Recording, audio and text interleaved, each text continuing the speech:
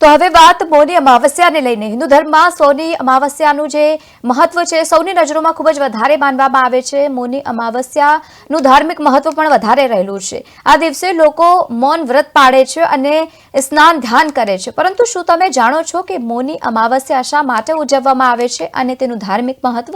જાણીએ આ ખાસ રિપોર્ટમાં।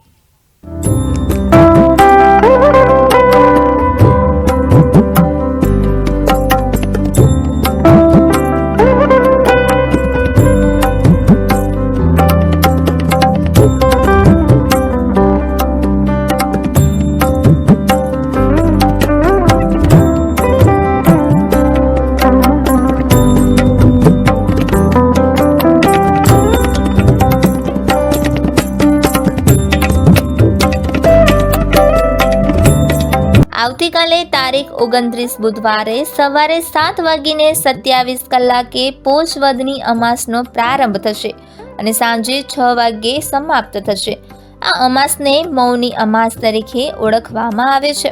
આવી સ્થિતિમાં ઉદય તિથિ અનુસાર મૌની અમાવસ્યા 29 જાન્યુઆરીએ ઉજવવામાં આવશે। આ દિવસે આ માટે ઉપવાસ રહેશે। આ દિવસે મહાકુંભમાં બીજું અમૃત સ્નાન પણ કરવામાં આવશે। જ્યોતિષશાસ્ત્રના નિયમ મુજબ સોમવારે કે બુધવારે આવતી અમાસનું વિશેષ મહત્વ ધરાવે છે, કારણ કે આ અપ્રાપ્ય અને દુર્લભ યોગ ગણાય છે। મૌની અમાવસ્યા સ્નાન દાન માટે શુભ મુહૂર્ત। હિન્દુ ધર્મમાં મૌની અમાવસ્યાના દિવસે પવિત્ર નદીમાં સ્નાન કરવાનું વિશેષ મહત્વ છે। આવી સ્થિતિમાં વ્યક્તિએ બ્રહ્મ મુહૂર્ત દરમિયાન ગંગા સ્નાન કરવું જોઈએ। તમને જણાવી દઈએ કે બ્રહ્મ મુહૂર્ત સવારે 5 વાગ્યાથી લઈને 6 વાગ્યા સુધી છે। સિદ્ધિ યોગમાં તમે કોઈ પણ શુભ કાર્ય કરી શકો છો। પૌરાણિક માન્યતાઓ અનુસાર ઋષિ મુનિનો જન્મ આ દિવસે થયો હતો, તેથી મૌની શબ્દની ઉત્પત્તિ મુનિ શબ્દ પરથી થઈ હોવાનું માનવામાં આવે છે। એવી માન્યતા છે કે આ દિવસે ગંગા નદીનું પાણી અમૃત સમાન બની જાય છે। આ દિવસે દેવતાઓ ગંગાના જળમાં નિવાસ કરે છે। શાસ્ત્રો અનુસાર મનના દેવ ચંદ્રદેવ છે। અમાસના દિવસે ચંદ્રના દર્શન થતા નથી, તેથી મૌની અમાસ દિવસે મૌન પાળવામાં આવે છે। મૌની અમાસ શા માટે ઉજવવામાં આવે છે? મૌની અમાસ સાથે ધાર્મિક અને જ્યોતિષીય મહત્વ જોડાયેલું છે। જ્યોતિષશાસ્ત્ર અનુસાર જ્યારે ચંદ્ર અને સૂર્ય મકર રાશિમાં આવે છે ત્યારે મૌની અમાસ ઉજવવામાં આવે છે। ચંદ્ર અને સૂર્ય બંને ગ્રહોની ઉર્જાના પ્રભાવને કારણે આ દિવસનું મહત્વ વધી જાય છે।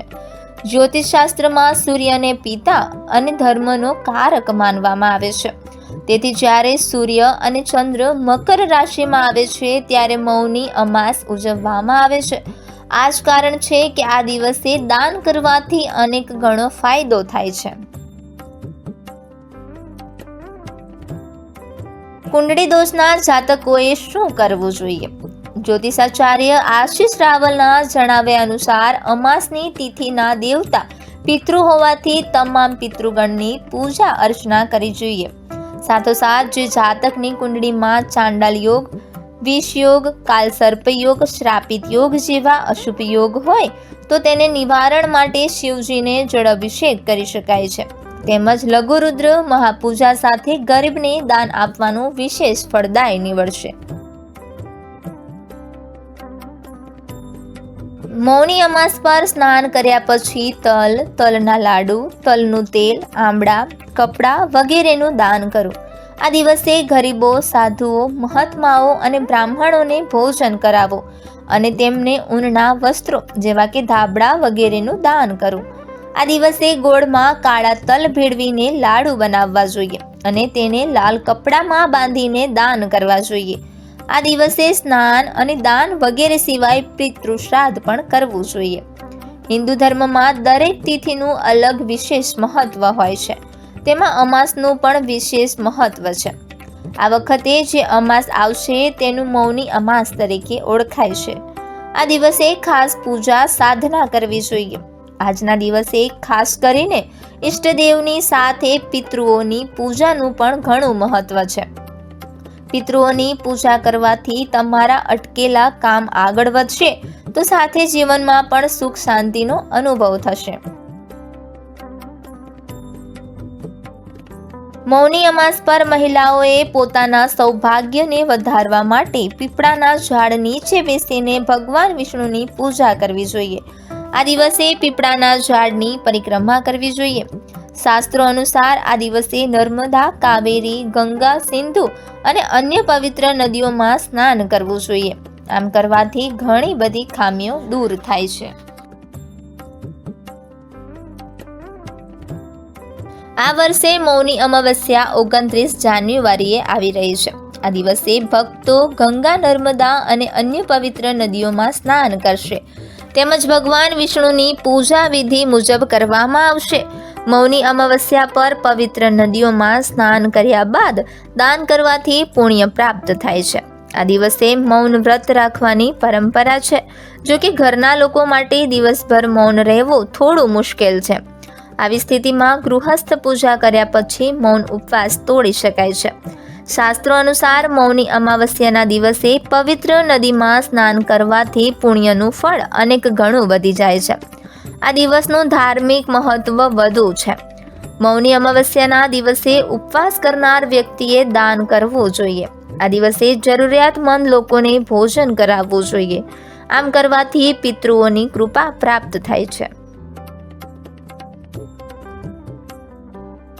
જ્યોતિષ શાસ્ત્ર અનુસાર આ દિવસે વ્યક્તિએ પોતાની જરૂરિયાત મુજબ તેલ, ધાબળો, દૂધ, ખાંડ, અનાજ અને પૈસાનું દાન કરવું જોઈએ. આ સિવાય મૌની અમાવસ્યાના દિવસે પશુ પક્ષીઓને ભોજન કરાવવું જોઈએ. આમ કરવાથી પિતૃઓ પ્રસન્ન થાય છે અને જીવનની તમામ સમસ્યાઓમાંથી મુક્તિ મળે છે. વૈદિક જ્યોતિષ શાસ્ત્ર અનુસાર જ્યારે માઘ મહિનામાં ચંદ્ર અને સૂર્ય મકર રાશિમાં આવે છે ત્યારે મૌની અમાવસ્યા ઉજવવામાં આવે છે. મૌની અમાવસ્યાના દિવસે ચંદ્ર અને સૂર્ય બંનેની સંયુક્ત શક્તિના પ્રભાવને કારણે આ દિવસનું મહત્વ વધી જાય છે. મકર રાશિનો 10મો ચિહ્ન છે અને કુંડળીના 10મા ઘરમાં સૂર્ય બળવાન છે. જ્યોતિષશાસ્ત્રમાં સૂર્યને પિતા અને ધર્મનો કારક માનવામાં આવે છે. તેથી જ્યારે સૂર્ય અને ચંદ્ર મકર રાશિમાં મળે છે ત્યારે મૌની અમાવસ્યાનો તહેવાર ઉજવવામાં આવે છે.